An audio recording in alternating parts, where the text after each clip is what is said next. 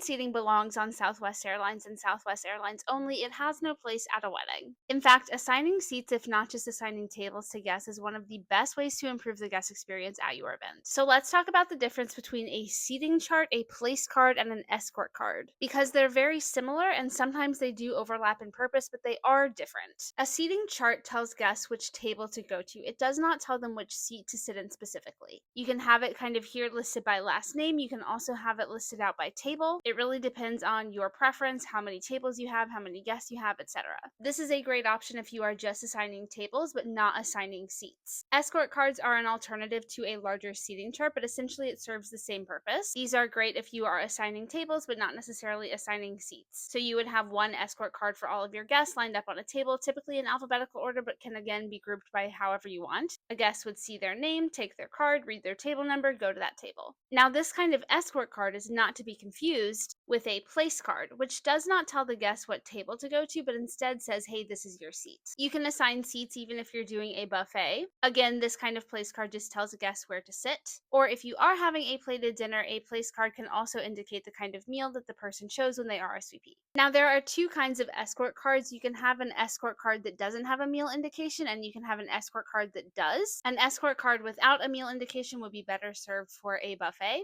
and one with a meal indication is obviously better suited for a plated dinner. But with either of these, you don't necessarily have to have a larger seating chart, nor do you have to assign specific seats. Now, if you do have assigned seats and assigned tables, a guest can take their escort card like this and still have an assigned seat like this. Does all of this make sense? I feel like it's kind of confusing, but I swear there's a pattern to it. TLDR, seating charts assign tables, as do escort cards. Place cards assign seats. You can have a seating chart and a place card, but then you probably wouldn't need an escort card. You can have an escort card and a place card, and then wouldn't need a seating chart. And you can have a seating chart and an escort card and a place card if you want, but that's kind of overkill. And for what it's worth, we will be doing something like this at our wedding. We will be having escort cards that have the table number and the meal choice, in part because I can't be bothered to create a larger seating chart, but because our venue also requires us to have meal choice cards on some type of place or escort card. And I have something special, unique, and fun planned for place cards if everything goes according to my plan, so stay tuned. Let me know if you have any questions.